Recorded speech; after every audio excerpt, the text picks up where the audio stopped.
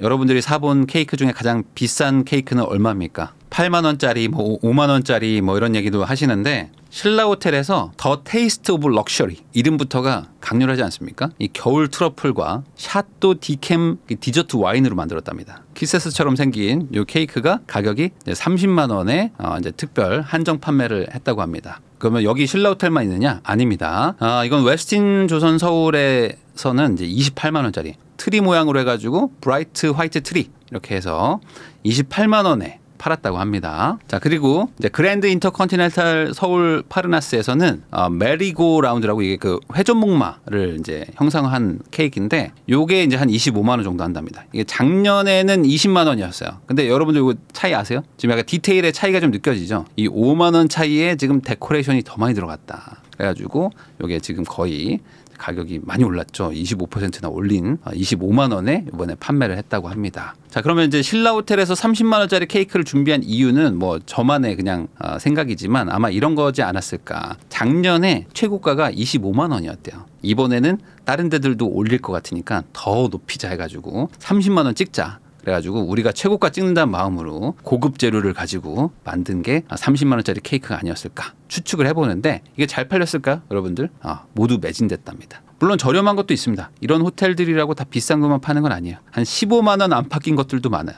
요게 뭐 한 10만 원에서 막 15만 원 사이의 케이크들입니다. 그러니까 요거를 뭐 케이크라고 생각하면 되게 비싸 보이지만 기념일에 기념할 수 있는 그런 어떤 조형물 정도로 생각하면은 뭐 15만 원 뭐 낼 수도 있지 않을까 뭐 이런 생각도 들긴 드는데 어쨌든 이런 저렴한 호텔 케이크들도 있었습니다. 자, 이게 케이크만 이렇게 잘 팔렸느냐 뭐 그런 것도 아닙니다. 이 호텔들도 마찬가지입니다. 여러분들 뭐 이번에 뭐 기사 뜨고 이런 것들도 보셨겠지만 이 하룻밤에 지금 100만 원 넘는 서울의 5성급 호텔들이 많거든요. 그런 데들이 방이 없었습니다. 특히 이 크리스마스 시즌에 100만 원이면 사실 누구 웬만한 한 사람의 어떤 생활비인데 이거를 하루 만에 하룻밤에 100만 원 넘는 호텔들이 다 매진이 돼가지고 호텔을 구할 수 없었다. 뭐 이런 얘기들도 있었습니다. 그래서 요즘에 뭐 가성비가 유행한다고 하는데 이런 얘기 들어보면은 사람들 돈 많다. 나만 돈이 없구나. 뭐 이런 생각을 하실 수도 있는데 그런 건 아닙니다. 이 가성비족들을 위해서 가정용 케이크들도 좀 많이 팔리긴 팔렸거든요. 편의점에서도 이제 크리스마스 케이크 이런 것들을 주문을 받았는데 이마트24에서는 이제 조선호텔하고 뭐 제휴를 했나 봐요. 그래가지고 뭐 조금 규모는 뭐 작을 수도 있지만 한 3만 원대, 2만 원대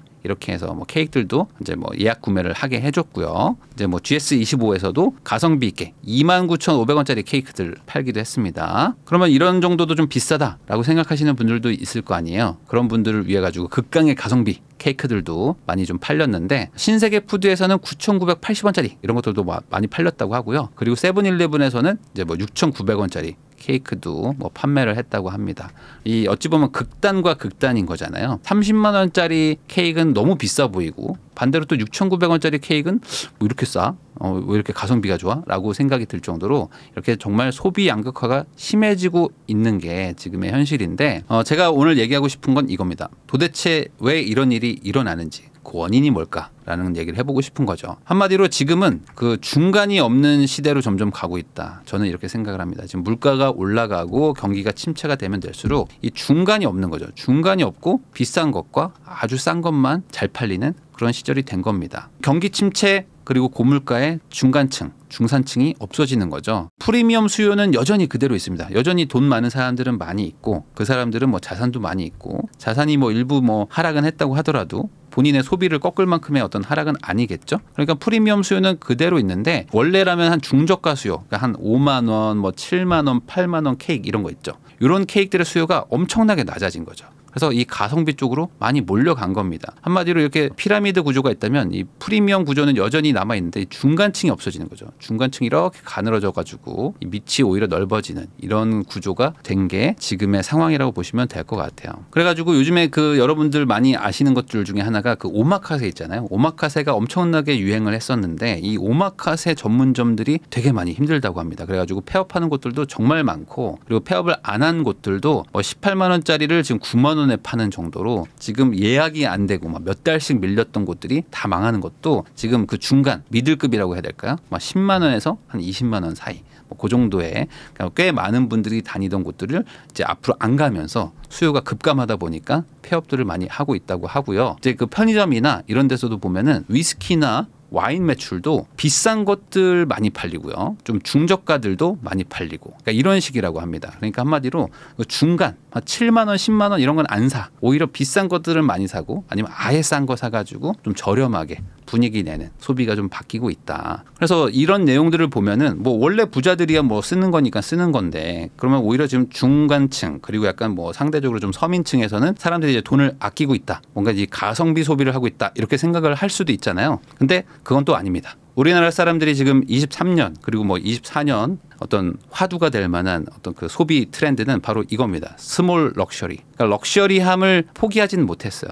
그렇지만 규모를 좀 작게 해가지고 작은 명품들을 사 모으기 시작한다는 거죠. 이게 어떤 개념이냐면은 평소에는 극도로 아끼는 거예요. 평소에 아예 도시락을 싸들고 다닌다든지 정말 아껴가지고 한 끼를 굶는다든지 이렇게 하지만 그 소비를 아껴가지고 저축하고 이런 게 아니라 명품을 또 지르는 거야. 적지만 한 번씩은 비싼 거 한번 플렉스를 하는 거죠. 그러니까 이게 플렉스도 가성비 있게 지르는 걸로 좀 바뀌고 있다. 이렇게 보면 됩니다. 그래서 지금 그 거지방이라는 게 되게 한때 유행을 했었거든요. 그래서 그 방에 들어가면은 1,000원짜리 뭐 하나 붕어빵 사 먹었어요 하면은 막 엄청 혼내고 막 이러면서 막 서로 약간 위안도 하고 막 혼도 내가면서 돈을 아끼는 그런 단톡방 약간 그런 방들이 있었는데 이 거지방에서도 활동하면서 동시에 부자방 그러니까 플렉스하는 방에도 같이 활동하는 사람들도 많다고 합니다. 그러니까 내가 극도로 평소에 아꼈다가 한 방씩 지르는 거지. 그래가지고 요즘에는 뭐 편의점에서 뭐 쿠폰 같은 것들도 많이 나오고 그리고 이제 뭐 이런저런 뭐 어떤 포인트 같은 것들 가지고 아껴가지고 한 끼를 막 해결합니다. 그 다음에 그 돈을 모아가지고 특별한 날에는 고가 디너를 딱 예약해가지고 이제 플렉스를 하는. 그런데 이거를 합리적 소비라고 생각하는 사람들이 점점 늘어나고 있다는 거죠. 요즘에는 그 중국 직구도 많이 늘어났습니다. 그래서 알리익스프레스랑 뭐 테무 이런 거 있죠. 예전에라면은 이제 스마트 스토어를 통해 가지고 중국에서 떼온 물건에 피를 붙여가지고 우리가 뭐 몇만 원 주고 샀다면은 그걸 아예 이제 알리익스프레스를 통해 가지고 몇천 원 주고 중국에서 현지에서 바로 사겠다. 이런 사람들도 정말 많이 늘어나고 있어요. 그래가지고 지금 중국발 해외 직구 점유율이 막 급격하게 늘어나고 있다고 합니다. 최근에도 점점 더 이걸 사용하고 있고 깔고 있어가지고 지금 우리나라 쇼핑몰 쪽이 되게 힘들다고 하더라고요. 이런 얘기도 있습니다. 고물가의 해자김밥 통했다. 그래가지고 이제 보통 해자스럽다 뭐 이래가지고 가성비 좋은 거를 뭐 해자 뭐 이렇게 얘기하는데 2,700원짜리 도시락이 있대요. 그래가지고 2,700원짜리를 사면은 뭐 주먹밥이랑 뭐 조금 있는 거죠. 반찬이랑. 그래서 뭐 양이 조금 적다. 그래가지고 좀 아쉽다라고는 하지만 그럼에도 불구하고 2,700원에 한 끼를 때울 수 있다면 이거 얼마나 가성비가 좋으냐 하면서 가성비라고 부르는 사람들도 많다고 합니다. 그럼에도 불구하고 이런 사람들이 그럼 돈만 아끼고 있느냐? 그렇지는 않습니다. 우리나라 사람들이 참지 못하는 거였어. 뭐냐? 해외여행. 해외여행은 못 참지. 그래가지고 23년 연말 계획이 뭐냐 했을 때 한 절반 정도 50% 정도는 연말에 무조건 해외여행 간다.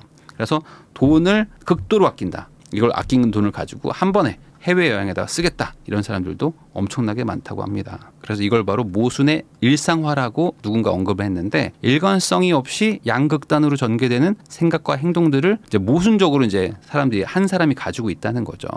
그럼 이게 그 소위 말하는 MZ세대들만의 문제일까? 뭐 그런 것도 아닙니다. 금쪽 같은 내 새끼 옷은 15만 원에서 50만 원씩 산다. 이게 무슨 소리냐? 내 자식이나 내 손주들한테는 또 플렉스를 또 엄청나게 하는 분들도 많습니다. 실제로 보면은 저도 이제 백화점 같은 데 가보면은 아동복들 엄청 비싸요. 그리고 요즘에는 아시죠? 아이들한테 막 명품 입혀서 보내고 뭐 이런 사람도 많은 거. 그러니까 한마디로 내가 돈은 없어도 우리 아이 옷은 비싼 거 입혀야 되고 안 그러면 애가 기죽는다. 그리고 애 주눅 든다. 이렇게 생각하는 분들도 점점 많아지고 있는 추세입니다. 그러니까 거의 절반에 가까운 사람들이 한 번 애 옷을 사러 가면은 15만 원에서 한 50만 원은 써요. 이렇게 얘기를 하는 거죠. 이렇게 소비가 점점 더 늘어나는 게 나는 뭐 좋은 옷은 못 입혀도 애한테는 한번 좋은 옷 입히면은 그게 더 가성비가 좋은 거 아닌가? 라고 생각하는 사람들이 점점 늘어났다고 볼 수도 있는 거죠. 지금 경기가 좋으냐? 뭐 그것도 아닙니다. 소비 심리가 계속 줄어들고 있거든요. 그러니까 소비 심리도 좋지 않은데 이 소비 심리 지수를 판단하는 기준이 6가지가 있다고 합니다. 그 중에서 한국인들이 가장 안 좋게 보는 게 현재 생활 형편이 안 좋아지고 있다. 그리고 현재 경기도 안 좋아지고 있다고 판단을 하고 있다고 합니다. 한마디로 제가 지금 살기도 좀 팍팍하고요. 현재 우리나라 경기도 되게 팍팍한 것 같습니다. 라고 생각하는 사람들이 많은데 그럼에도 불구하고 한 번씩 플렉스를 하는 거죠. 한마디로 이게 우리나라 사람들이 지금 약간 모순의 일상화에 많이들 빠져 있는 것 같다. 그럼에도 불구하고 여전히 스몰 럭셔리를 추구를 하고 있고 아마 지금 연말 연초에 스몰 럭셔리 그리고 이제 아이들 방학 기간에 해외여행 가야 되겠다. 어디 한번 호캉스라도 가야 되겠다 이런 생각을 하는 분들이 정말 많을 거고 그런 분들이 아마 이 영상도 많이 보실 것 같은데 이렇게 스몰 럭셔리를 추구하는 이유가 도대체 뭘까 제 나름대로 한번 추측을 해봤는데 이런 것 같아요. 우리나라는 좀 유독 중산층인 분들이 자기를 되게 낮게 보는 게 있습니다. 뭐냐면 이 중산층 중에서 설문조사를 해봤을 때 자신을 하위층이라고 생각하는 비율이 50%예요. 그러니까 실제로 중산층은 우리나라의 전체 평균 중간층이기 때문에 사실 그분들이 그냥 우리나라의 일반적인 분들인데 이분들이 스스로는 내가 하층민이다. 착각을 하고 있다는 거죠. 그러니까 그 말은 뭘까? 반대로 우리나라 사람들이 기준이 너무 높다는 거죠. 그러다 보니까 이제 상대적 박탈감을 되게 많이 느낍니다. 그리고 상대적 박탈감을 느낄 수밖에 없는 환경과 문화기도 하죠. 우리나라 사람들은 항상 남과 비교한 다음에 내가 우월하면 기분 좋고 상대보다 뭔가 내가 좀 낮아지면 되게 기분 나빠하고 이런 것들이 되게 약간 문화적으로 좀 있는 것 같은데 우리가 가장 많이 얘기하는 게 뭐죠? 남들만큼은 하고 살아야지. 이 말을 정말 많이 씁니다. 그 남들만큼 하고 산다는 게 사실 되게 애매한 말이잖아요. 어찌 보면 그 남들이 누군데 그 남들의 기준이 진짜 내 옆에 있는 사람이 아니라 내가 되고 싶은 사람 그 사람들처럼 살고 싶다라고 하면서 저 정도 사람들만큼은 하고 살아야지 라는 게 약간 우리나라의 좀 문화인 것 같습니다. 사실 그 영어 유치원 같은 거 있잖아요. 어찌 보면 대단히 부자들만 할 수 있는 거거든요. 그런데 요즘에는 이제 일반 그냥 직장인 맞벌이도 아니고 뭐 외벌이인 분들도 영어 유치원 보내는 게 차라리 싸요. 애 그거 유치원 그냥 들어가기도 힘들고 갔다 와서 뭐 사교육 몇 개 하느니 그냥 영어 유치원 보냅니다. 뭐 이런 분들도 많아요. 이게 남들만큼 하고 산다는 게 도대체 어느 정도까지 해야 되는 건가?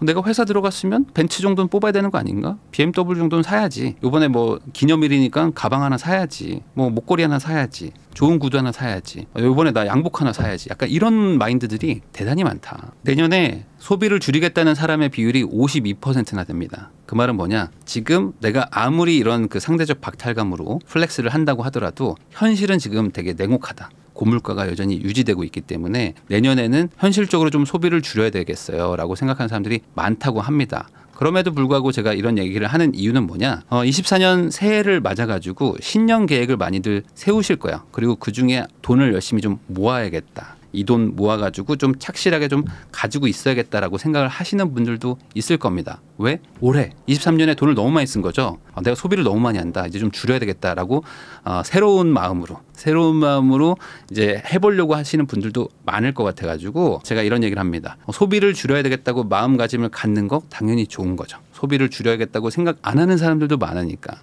그럼에도 불구하고 이 소비를 줄여야겠다고 단순히 생각만 해서는 안 된다. 제가 얘기하고 싶은 건 이겁니다. 아까도 말했듯이 한국 사람들의 소비의 기준이 사실 너무 높아요. 월급을 한 300 정도 받는데 1억 받는 사람처럼 쓰는 분들이 정말 많거든요. 외국 사람들이 보면 정말 놀라운 수준이라고 합니다. 우리나라가 너무 돈을 많이 쓰고 너무 차에 너무 돈을 많이 쓰고 명품도 너무 많이 사고 이런 것들을 보면은 아니 왜 저렇게 돈을 많이 쓰지? 라고 생각하는 그런 것들이 있다고 하는데 이만큼 기준이 높다. 그래가지고 단순히 소비를 안 하겠다라고 마음 먹는 걸로는 아마 작심 3일이나 작심 3개월 정도로 끝날 가능성이 높습니다. 저는 이게 더 중요하다고 봅니다. 이 상대적 박탈감을 느끼는 원인 자체를 제거하는 게 되게 필요하다. 그래가지고 주변에서 누가 나를 계속 돈 가지고 무시하는 사람이 있다거나 아니면 내 친구인데 너도 좀 차를 사. 그리고 너도 뭐 좀 명품도 좀 사. 야, 너 나랑 여행 좀 가. 꾸준하게 상대적 박탈감을 나한테 주는 사람이 있을 수도 있습니다. 아니면 어떤 그런 직장 동료가 있을 수도 있고요. SNS도 이런 것들 중에 하나죠. 내 주변에 잘난 사람과 내가 계속 비교되는 그 상황에 계속 노출이 되면 내가 아무리 소비를 줄여야겠다고 생각을 하더라도 한국인 특 이것 때문에 안 될 가능성이 높습니다. 그래서 아예 환경 자체를 없애는 게 훨씬 더 중요할 것 같다. 그래야지 진짜 소비를 줄일 수 있지 않을까. 이 소비 요요가 오는 사람들이 있거든요. 그러니까 다이어트 잘해놓고 다시 요요가 오는 분들이 뭡니까? 바로 그거죠. 다이어트해서 살 쭉 빼놓고 다시 음식을 옆에다 두는 거예요. 그럼 다시 먹고 싶잖아요. 먹다 보면 다시 살이 찌는 거죠. 환경과의 단절만이 내가 원하는 그런 목표를 달성할 수 있을 거라고 생각을 합니다. 이 많은 분들이 부자들의 소비를 부러워하거든요. 그래서 부자들처럼 돈을 쓰고 싶고 부자들처럼 어디 여행 가고 싶고 뭐 이런 생각들 많이 하실 텐데 사실은 부자들의 소비는 겉으로 표현이 되는 것뿐이지 진짜는 부자들이 어떻게 부자가 됐는지 그 과정에 있는 거거든요. 그러니까 여러분들도 저도 마찬가지지만 부자의 소비가 아니라 부자의 과정, 이 과정을 좀 더 집중하는 게 좋지 않을까. 그래가지고 24년에는 부자 되고 싶다 이런 분들 많으실 텐데 그런 분들도 한번 진심으로 내 주변의 환경을 한번 좀 끊어보고 상대적 박탈감이 느낄 수 있는 것들을 좀 멀리하면서 부자들이 어떻게 고생하면서 부자가 되는 과정을 이겨냈는지 이거에 좀 집중하면 좋겠습니다. 2024년이 또 청룡의 해입니다. 24년 청룡의 해에는 부자처럼 보이려고 하지 마시고 부자들처럼 한번 살아보는 그런 한 해가 되시기를 바라면서 영상 마무리하겠습니다. 30만 원 케이크 안 먹어도 돼. 중요한 거는 30만 원 케이크에 돈을 쓸 수 있는 재력을 만드는 거고 그 재력을 만드는데 엄청난 고생들을 다들 했을 것이다. 그 속에 있는 과정을 보시면 좋겠습니다.